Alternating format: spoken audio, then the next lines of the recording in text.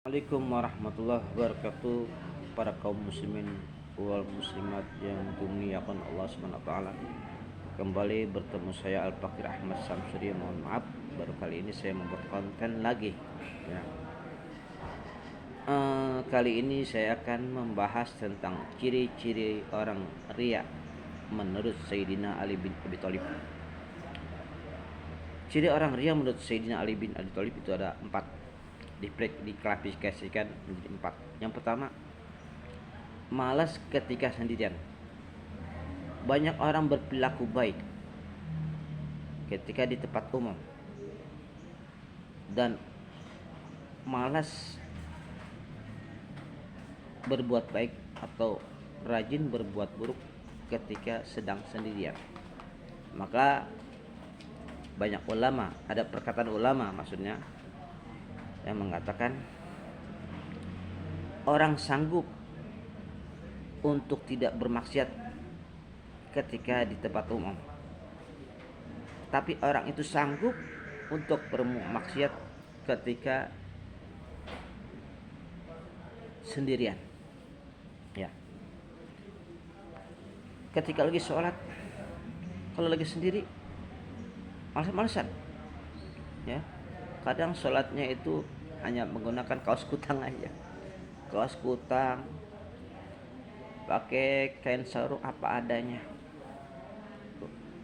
Kadang-kadang waktu sholatnya ditunda-tunda, malas.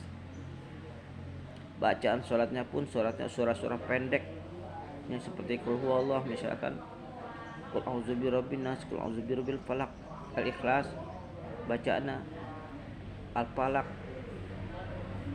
Anas, itu aja dibaca. Itu lagi malas. Kalau lagi sendirian malas baca. Jadi kan itu ciri orang riya. Yang kedua, menurut ciri orang riya menurut Sayyidina Ali bin Abi Thalib adalah rajin ketika di tempat umum. Ya. Tempat umum ini rajin banget ya. Kadang-kadang dari masjid, dia pengen ke masjid nih kan, waktunya sholat asar, sebelum asar tiba dia buru-buru ke masjid. Pakai baju koko yang rapi, kain sarung yang BHS kalau bisa nomor 1 ya kan, pengen azan ya kan, atau sholat maghrib, sebelum sholat maghrib dia buru-buru mandi, pakaian yang rapi, pakai wangi-wangian yang mahal, datang ke masjid. Gue buru ke masjid nih, siapa tahu ntar gue jadi disuruh jadi imam ya kan. Kalau gue suruh jadi imam kan gue bacaan sholat gue kan gue panjang-panjangin bacaannya ya. Sabih surat ala al-ghasiyah ya kan, surat panjang dibaca rapih, pakai luar biasa di depan umum ya. Kadang begitu, orang juga ada juga orang, aku pengen ke masjid pengen azan, siapa tahu azan gue enak, orang pada puji. Kalau suara azan gue enak kan dipuji orang, gue bisa jadi Bilal sholat Jumat gitu. Ada juga yang pikiran seperti itu. Ada juga pengen datang ke masjid buru-buru, siapa tahu ntar gue ke masjid ya kan, disuruh jadi imam kan lumayan. Itu ada juga yang niat seperti itu, makanya rapi sopan, bukan main buru-buru ke masjid atau ke musola.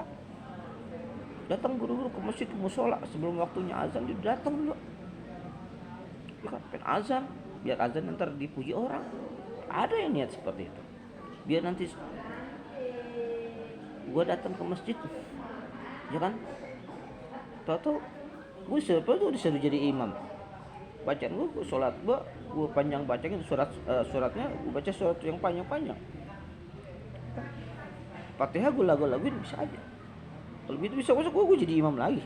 Kalau gue jadi imam, orang lihat ternyata itu ciri orang riya menurut Sayyidina Ali bin Abi Thalib. Rajin ketika di tempat umum. Yang ketiga apa? Rajin dipuji, rajin ibadahnya ketika dipuji orang.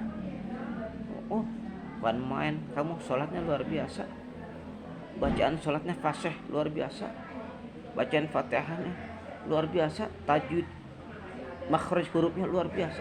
Orang puji, makin dipuji seperti itu dia makin rajin sholatnya, datang ke masjid berjamaah, kan. Jadi pakaian yang rapi, wangi-wangian yang mahal apa perlu. Terus siapa tahu bisa diangkat jadi imam buat di sini.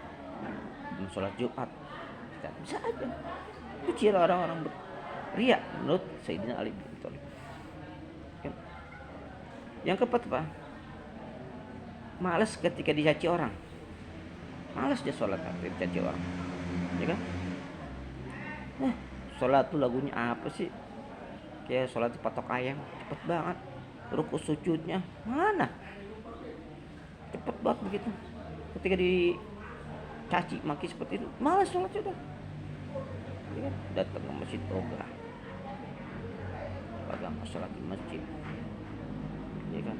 Mau sholat di rumah aja, malas ibadahnya karena dicaci orang. Itulah 4 ciri orang ria menurut Sayyidina Ali bin Abi Thalib. Sebenarnya kalau kita mau sholat, mau ibadah apa saja, kalau tujuan kita ikhlas karena ridho Allah Subhanahu wa ta'ala, orang mau kata apa kek, orang mau puji, orang mau hina, orang mau kata apa, caci maki, bodoh amat. Yang penting tujuan gue ibadah ikhlas karena Allah Subhanahu wa ta'ala.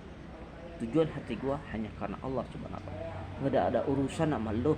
Pada lo gue mau puji gue kek, mau hina gue kek, nggak ada urusan. Ibadah gue hanya untuk karena Allah Subhanahu wa ta'ala.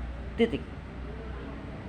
Ada orang nggak ada orang, ibadah gue tetap khusyuk karena Allah Subhanahu wa ta'ala. Nggak ada urusan. Ada perempuan jelek, ada perempuan cakep, demplon, denok dan sebagainya, tidak ada urusan sama gue.